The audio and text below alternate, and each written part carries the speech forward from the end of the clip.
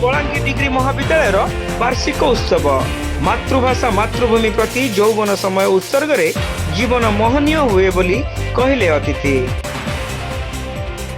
Baleshwar Balangir degree महाविद्यालय वार्षिक उत्सव अनुष्ठित हो जाए।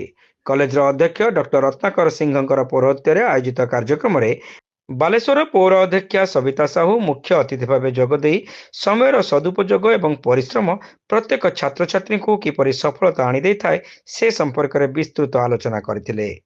विशिष्ट साहित्यिक डॉक्टर शिरीष चंद्र जेना मुख्य वक्ता भाव जोगदे कहते जे आम चतुर्पार्श्वर पृथ्वी रे अनेक ज्ञान एवं संपद भंडार चाबी रही। चाबी को खोली पारिले जीवन ऐश्वर्य विमंडित हो पारिबो। केंद्र साहित्य एकाडेमी पुरस्कार प्राप्त कवि विमल जेना एवं कवि मधुसूदन मिश्र सम्माननीय अतिथि भावे जोगदे बसंतर दैत्यक यौवन समय को मातृभाषा मातृभूमि प्रति उत्सर्ग करिपारिले जीवन मोहनीय होइथाय बोली कहिथिले। अध्यापक डॉक्टर सारंगधर त्रिपाठी अतिथि मानक मंच आह्वान करथिबा बेले अध्यापक प्रबोध कुमार पति वेदपाठ करथिले। विभिन्न क्षेत्र में पारदर्शिता लाभ करथिबा छात्र छात्री मानक एही अवसर रे पुरस्कृत करा जायथिला। अध्यापिका सुरुचि महंती समस्त को धन्यवाद अर्पण करथिले।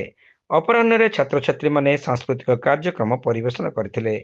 अध्यापक मनोज कुमार नायक, अजय कुमार महाकोट, सुरेंद्र पंडा, विश्वजीत प्रधान, रूपक बेहरा, संजय दे, प्रहलाद कुंवर, प्रभात स्वाई, तनुश्री पोथाल, मनस्विनी दास, नमिता दत्त एवं समस्त कर्मचारी कार्यक्रम परिचालन में सक्रिय सहयोग करथिले।